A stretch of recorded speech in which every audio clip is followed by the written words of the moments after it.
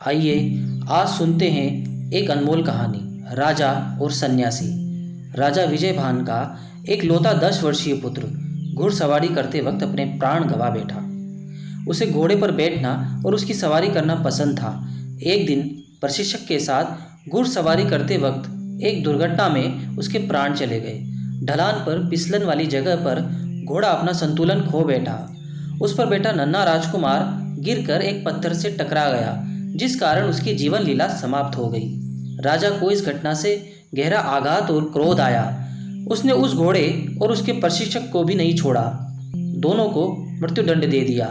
उसके बाद राजा को सभी चार पैर वाले पशुओं से घृणा हो गई। उसने राज्य में सभी चार पैर वाले पशुओं पर प्रतिबंध लगा दिया।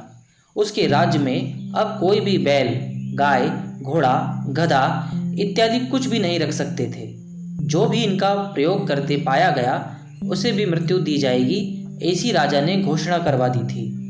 राजा अपनी एक लौती संतान के जाने से बहुत निराश था।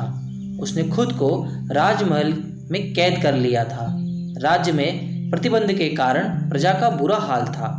कई कोसों तक उन्हें अब चल कर जाना पड़ रहा था। खेती करने के लिए भी उन्हें बैल न होने से बहुत असुविधा हो रही थी। दूध दही का अभाव हो गया। बैलगाड़ी, घोड़ा और गधा गाड़ी की जगह मनुष्य गाड़ी का प्रयोग हो रहा था। पशुओं के ना होने से कई की जीविका चली गई। आमदनी का साधन खत्म हो गया।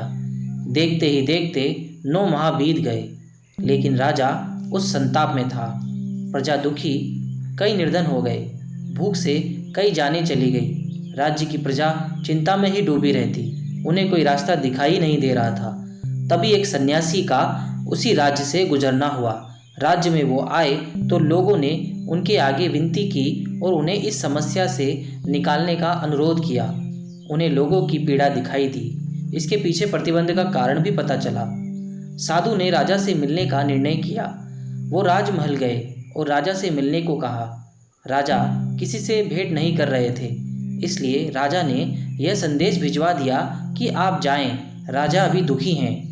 उस सन्यासी ने कहा कि मैं उनके पुत्र के विषय में ही उनसे कुछ चर्चा करने आया हूँ। राजा यह सुनकर उनके सामने उपस्थित हुआ। राजा ने उन्हें प्रणाम कर कहा कि आप क्या बात करना चाहते हैं। सन्यासी ने कहा कि हे राजन, आपने गलत ही पशुओं पर प्रतिबंध लगा दिया।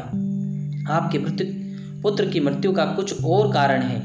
राजा ने कहा, क्या, हमें बताइए, ऐसा क्या है जो आप जानते हैं और मैं नहीं। उन्होंने कहा कि जल, आप जल पर प्रतिबंध लगाइए। ना आप जल पीजिए, ना आपके राज्य में कोई जल का प्रयोग करेगा और ना ही वर्षा होगी। ऐसा प्रतिबंध लगाना सही है।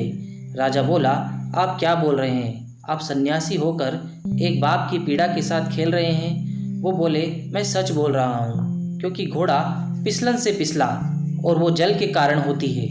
वहाँ आप भी जाकर भागोगे तो गिरेंगे, तो फिर घोड़े का क्या दोष? राजा सोच में पड़ गया। तुमने उस घोड़े के प्रशिक्षण करने वाले के प्राण ले लिए, पर तुमने अपने प्राण नहीं लिए, क्योंकि वो घोड़ा और उसके प्रशिक्षण करने वाले को तुम ही यहाँ लाए थे। वो अपने आप यहाँ नहीं आए थे। तो बहुत गहरे में देखा जाए तो असली दोषी तो तुम ही हो। न तुम उन्हें यहाँ लाते, न तुम्हारा पुत्र प्राण गंवाता। सन्यासी बोले, राजा, तुम्हें सबसे पहले अपने आप को दंड देना था। हे राजा, क्या तुम वर्षा पर प्रतिबंध लगा सकते हो? तुम राजा हो और राजा का पहला धर्म प्रजा पालन है। एक पिता की भांति तुम्हारी संतान का तुम्हें इतना दुख है। इस वजह से राज्य में कितने लोगों की मृत्यु हुई, तुम्हें पता है? नहीं, तुम राजा योग्य नहीं हो। जन्म और मरण तो प्रकृति का नियम है। तुम्हारे पुत्र के साथ हुआ वो एक दुर्घटना थी, लेकिन तुम जो कर रहे हो वो पाप है। राजा सन्यासी के वचन सुनकर उनके आगे फूट फूट कर रोया। सन्यासी ने उन्हें सांत्वना दी और कहा, उठो, हम सब एक उस परमात्मा की अवस्था हैं। इसे उसी तरह रहने दो।